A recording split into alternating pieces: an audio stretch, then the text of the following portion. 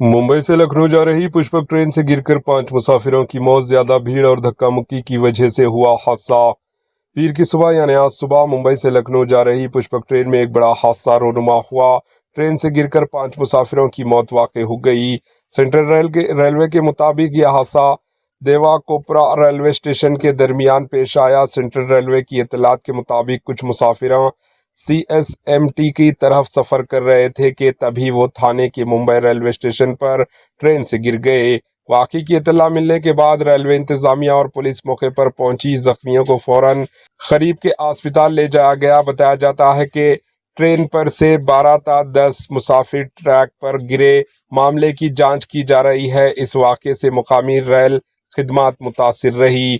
मजीद तफसलात का इंतजार है। मरने वालों की शिनाख्त की जा रही है। Bureau report AHN news.